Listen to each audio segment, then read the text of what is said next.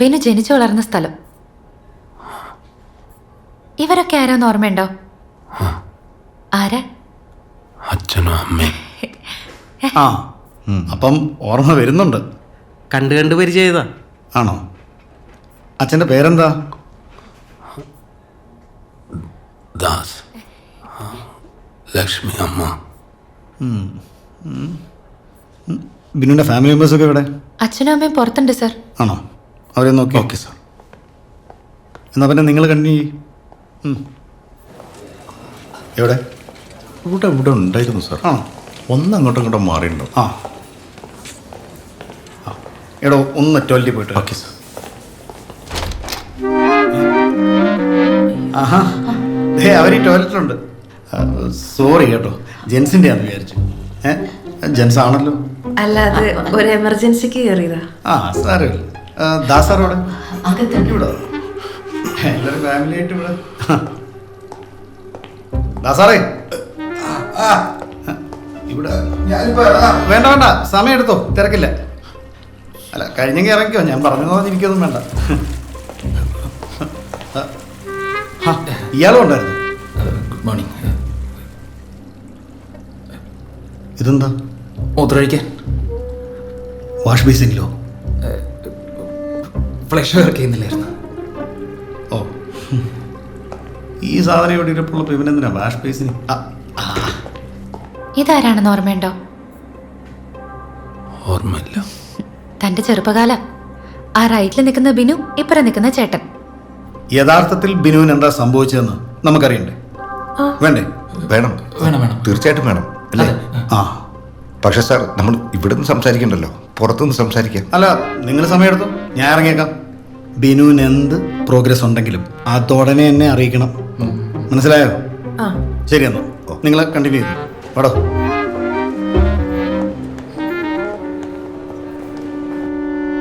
ഇതാരാണെന്ന് മനസ്സിലായോ? നിങ്ങളെ കെട്ടിയിടാൻ പോകുന്ന ആള്. ദേ ഇത്.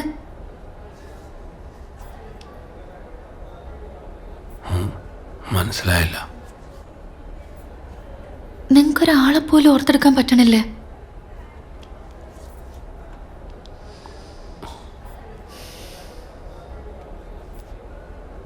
ഇയാളെ അറിയാം. ആരെ? എന്നാ പറ, പേരെന്താ? പേരറിയില്ല. സാരില്ല, നമുക്ക് വേറെ രണ്ടൂന്ന് ഫോട്ടോസ് നോക്കാം. നോക്ക ഇത്.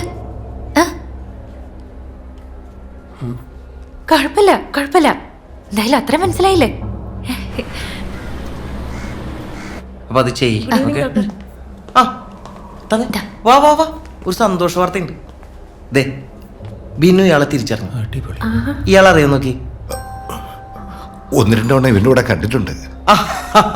ഇയാളിപ്പോ എവിടെയുണ്ട്? ഇയാള് വിദേശത്ത് എവിടെയാണ്, കൃത്യമായിട്ട് എവിടെയാണെന്ന് അറിയില്ല. Oh I see. എന്തായാലും it's a better sign. Binu അവന്റെ ഓർമ്മയിലേക്ക് കാലെടുത്ത് വെക്കുന്നതിന്റെ സൂചനയാണ്. സന്തോഷായില്ലേ? ആ ചേട്ടൻ ഇതല്ലാതെ വേറെന്തെങ്കിലും ഓർത്തെടുത്ത് പറഞ്ഞോ? വേറൊന്നും പറഞ്ഞില്ല. അമ്മ, നിങ്ങളെല്ലാരും വേണമെങ്കിൽ തിരിച്ച് വീട്ടിലേക്ക് പോയിക്കോ. കുറേ ദിവസമായില്ല ഇവിടെ ഇങ്ങനെ. എനിക്കെന്തായാലും 2-3 ദിവസം ലീവ് ഉണ്ട്. എന്നാ പിന്നെ നമുക്ക് പോയാലോ? എല്ലാവരും ടയർഡല്ലേ? എന്തെങ്കിലും ആവശ്യമുണ്ടെങ്കിൽ വിളിച്ചാൽ മതി, ഞാൻ സഞ്ജുവിനെ അയക്കാം. ആ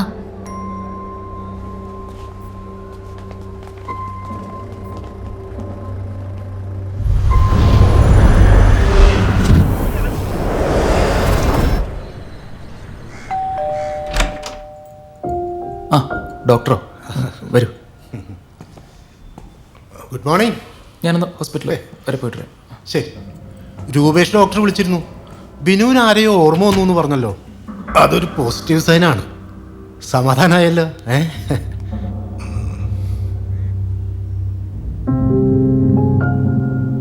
എന്താ എല്ലാവരും ഇങ്ങനെ ഇരിക്കണേ? എന്തെങ്കിലും പ്രശ്നമുണ്ടോ? എന്തെങ്കിലും പ്രശ്നമുണ്ടെങ്കിൽ തുറന്നു പറയണം, എന്നാലേ പരിഹരിക്കാൻ പറ്റുള്ളൂ. പ്രശ്നമുണ്ട്.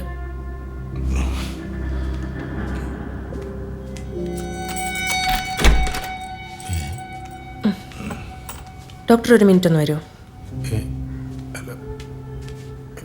വാ.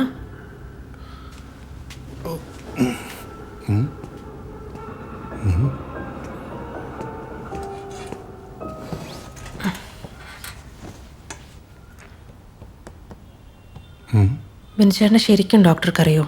പിന്നെ അതെന്താ അങ്ങനെ വെച്ചത്? ബിനു കുടുംബത്തോടൊക്കെ സ്നേഹമുള്ള ഒരു സ്മാർട്ട് ചെറുപ്പക്കാരൻ. എൻ്റെ അഭിപ്രായത്തിൽ എക്സ്ട്രാ ഡീസൻറ്റ്. ബിനുവിന് എന്താ കുഴപ്പം? ഈ ബിനുചേട്ടൻ എങ്ങനെ എക്സ്ട്രാ ഡീസൻ്റ് ആയെന്ന് ഡോക്ടർക്ക് അറിയോ?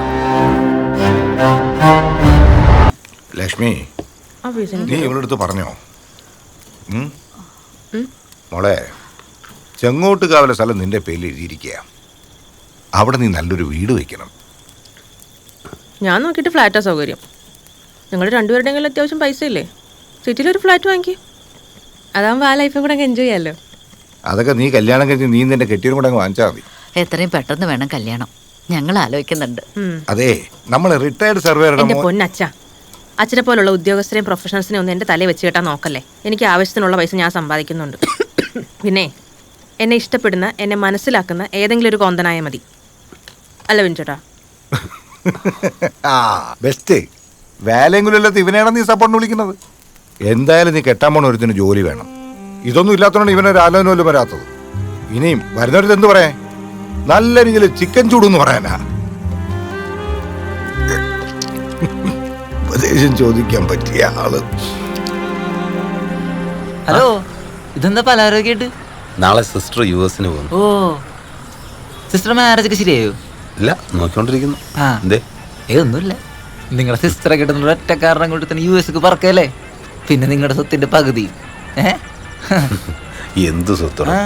ഇന്നലെ തന്നെ ബാർബിക്യൂ ചെയ്തുകൊണ്ടിരുന്ന സമയത്ത് ഞാൻ അച്ഛനോടും ഉമ്മയോടും പറഞ്ഞു, എന്റെ സ്വത്തെല്ലാം അവളുടെ പേരിൽ അങ്ങ് എഴുതി കൊടുക്കാൻ. ഇതിനൊന്നും ഇത് ശരിക്കും പറഞ്ഞാൽ എന്റെ ശിഷ്ടകാലം അച്ഛനും അമ്മയും നോക്കി ഹാപ്പി ആയിട്ടിരിക്കണമെന്ന്. കാശ് ഞാൻ ഉണ്ടാക്കുന്നുണ്ടല്ലോ. പെങ്ങളാന്ന് കരുതി എല്ലാത്തിനും അങ്ങനെ കൊടുക്കരുത്. എന്റെ അനുഭവം തന്നെ വെച്ച് പറയാ. അവകാശങ്ങളൊക്കെ നമ്മൾ ചോദിച്ചു വാങ്ങണം. എന്തിനാ ഈ അവകാശമൊക്കെ? ഈ കുറച്ചാൾ മുമ്പേ ചെങ്ങോട്ടുകാവിൽ ഞാൻ കുറച്ച് സ്ഥലം എടുത്തു. ചെങ്ങോട്ടുകാവിലോ? അത് ഞാൻ അച്ഛന്റെ പേരല്ലേ രജിസ്റ്റർ ചെയ്തിരുന്നു. ഇന്നലെ എല്ലാവർക്കും കൂടെ ഒരേ നിർബന്ധം, അത് എന്റെ പേരിൽ തന്നെ തിരിച്ചെഴുതാൻ. ഞാൻ പറഞ്ഞു പേരിലൊക്കെ എന്തിരിക്കുന്നു, പെങ്ങ് കൊടുത്തേക്കാൻ പറഞ്ഞു. ശരിയെന്നാ ഞാൻ കൂടി ചെല്ലട്ടെ. എന്ത് നല്ല മനുഷ്യൻ.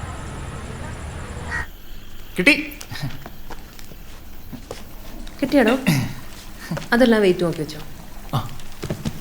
ഇതുപോലെ ആ മോളെ, ഇതിങ്ങനെ ചുറ്റി വെക്കാം. എന്നാ പിന്നെ ലീക്ക് ആവില്ല. വെച്ചോ വെച്ചോ. അതെ, എന്നെ നന്നായിട്ട് പഠിപ്പിച്ചിരുന്നെങ്കിൽ ഞാൻ ഇവളെ പോലെ അമേരിക്കയിലെത്തിയനെ. അമേരിക്കയിലല്ലടാ, നിന്റെ ഈ പഠിത്തം വെച്ച് അമേരിക്കയിലല്ല ചന്ദ്രനിലെത്തും. ഡിഗ്രി എടുത്ത് എത്ര വർഷം കൊണ്ടാ? 1 or 2 അല്ല, 6 വർഷം. നീ ഒരു കാര്യം ചെയ്യ്, ഈ പെട്ടിയൊക്കെ എടുത്ത് കാറി കൊണ്ടുപോയി. നിന്നെ കൊണ്ട് അതേ പറ്റൂ. അമേരിക്കയിൽ പോകണം പോലും.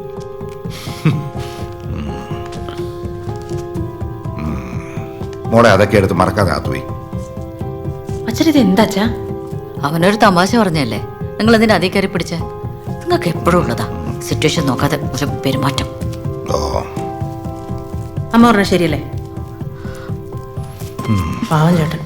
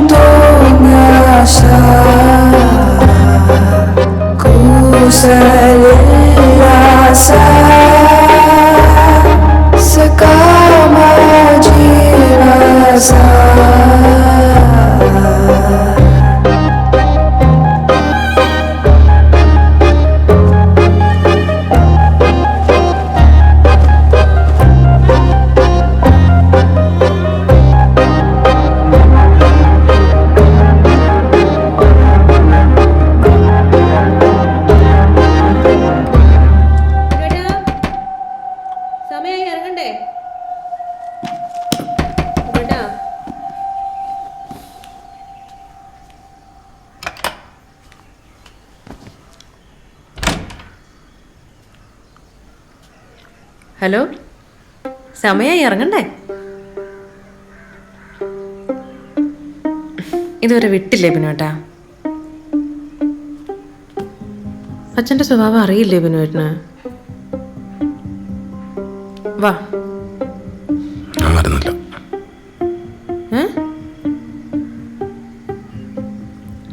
എന്നാ റെസ്റ്റ് എടുക്ക. ഞങ്ങൾ ഇറങ്ങട്ടെ?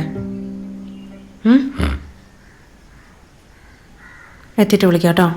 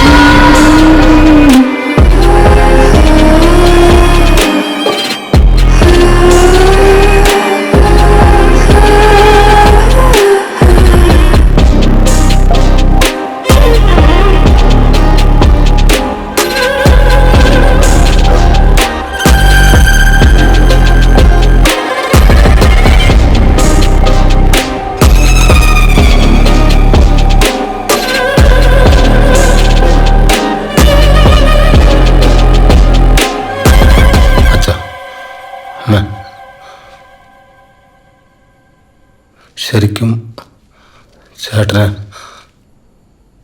ഇഷ്ടായിരുന്നു.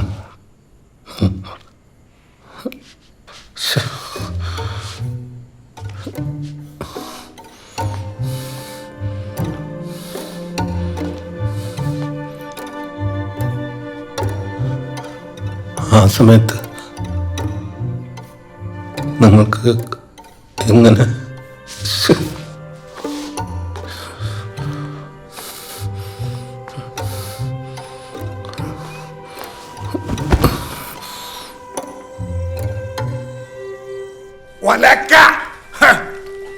താൻ മാത്രം പറഞ്ഞാൽ മതിയോ? പാർക്കർ പേരെ എന്നാ കണ്ടുപിടിച്ചത് തനിക്കറിയോ?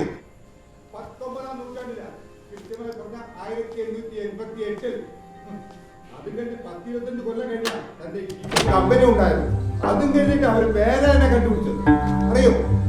തനിക്ക് ഇനി ചരിത്രം അറിയണോ? രണ്ടാം ലോക മഹായുദ്ധം അന്ന് ഹിറ്റ്ലർ ചത്തു. അവര് തോൽവി സംബന്ധിച്ച് ഒപ്പിട്ട് കൊടുത്ത ഏത് പേന ഉണ്ടാ? പാർക്കറും ഉണ്ട്. അതും ആ പേന അങ്ങോട്ട് അയച്ചു കൊടുത്തിട്ട്. ആരോടാ ഈ തർക്കിക്കണേ? അതും ഒരു തഹസിൽദാരായിരുന്നു എന്നോട്. പാർക്കർ തന്നെയാണ് ഷീഫേഴ്സിനെ കാട്ടിയും വലുത്. മനസ്സിലായ? ആ ശരി. പാർക്കറാണ് ഷീഫറിനേക്കാൾ നല്ലതെന്ന് അച്ഛനോട് ആരാ പറഞ്ഞത്? എന്ത്? പാർക്കറാണ് ഷീഫറിനേക്കാൾ നല്ലതെന്ന് അച്ഛനോട് ആരാ പറഞ്ഞതെന്ന്? പാർക്കറാണെന്ന് ഞാൻ പറഞ്ഞ നിനക്കെന്താ പ്രശ്നം?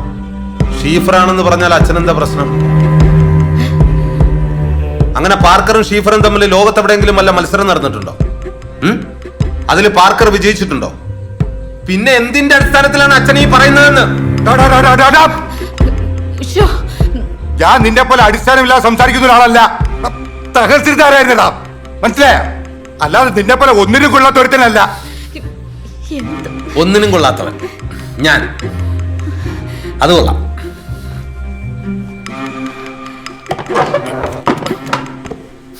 അത് കൊള്ളാം. കൊള്ളാം. നിങ്ങൾ കൊള്ളാവുന്ന ആൾക്കാരായതുകൊണ്ടാണല്ലോ സ്വന്തം മകൻ ഐസിയുയിൽ വെന്ത് മരിക്കാൻ സമയത്ത് നിങ്ങൾക്ക് രണ്ടുപേർക്കും ചേർന്ന് സെക്സ് ചെയ്യാൻ പറ്റും. എന്നിട്ട് അതിലൊരു മകളുണ്ടാകുന്നു. ഇതൊക്കെ കൊള്ളാവുന്ന രീതിയാണല്ലോ അല്ലേ? കൊള്ളാം. നിങ്ങളെയൊക്കെ സമ്മതിക്കണം. അച്ഛനും അമ്മയും മക്കളെ സ്നേഹിച്ചെന്ന്. 3 മാസം എന്റെ ഷെബിമോനകത്ത് കടന്നത്. അവൻ പോകുന്നവരെ ഞാൻ അവനെ പൊന്നുപോലെ നോക്കിയിട്ടുണ്ട്. നിനക്ക് എന്തറിയടാ? 3 മാസം 3 മാസം, വെറും 3 മാസം നിങ്ങൾക്ക് പിടിച്ചിരിക്കാൻ പറ്റില്ല അല്ലേ? കൊള്ളാം, ടീച്ചറും കൊള്ളാം, തഹസീൽദാരും കൊള്ളാം. മകൻ വെന്തളിഞ്ഞ് ചാകാൻ കിടക്കുമ്പോഴേ നിങ്ങൾക്കൊക്കെ ഇതെങ്ങനെ സാധിക്കുന്നു എന്നാ? കൊള്ളാം. എന്റെ ചേട്ടനെ നിങ്ങൾ സ്നേഹിച്ചിരുന്നല്ലേ? കൊള്ളാം കൊള്ളാം.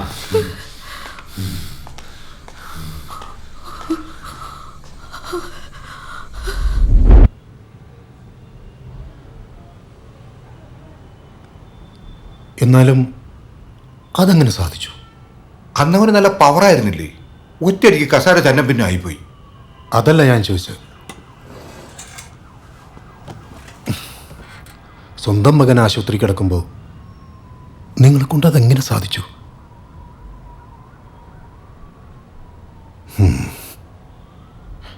ആ, എന്നിട്ട് പിന്നെന്ത് സംഭവിച്ചു? ഞാൻ ഇന്നലത്തെ കാര്യം ആലോചിച്ചിട്ടേ എന്ത് മോശ. എനിക്കതല്ല, നിഷിമ ഇതറിഞ്ഞാൽ എന്തായിത്തീരുന്ന. പക്ഷെ അവൾ അറിയാതിരിക്കുന്നത് എങ്ങനെയാ? അവള് ജനിച്ചത് എങ്ങനെയാന്ന് അവളും കൂടെ അറിയണ്ടേ? വേണ്ടേ? പക്ഷെ അവളിത് അറിഞ്ഞു കഴിഞ്ഞ അപ്പൊ തന്നെ ആത്മഹത്യ ചെയ്യും. ആത്മഹത്യ ചെയ്യുന്നതിന് മുമ്പ് നിങ്ങളുടെ രണ്ടാളുടെ മുഖത്ത് കാറി തുപ്പുകയും ചെയ്യും. അതുകൊണ്ടേ അവളിത് അറിയാതിരിക്കുന്നതാണ് നിങ്ങൾക്ക് നല്ലത്.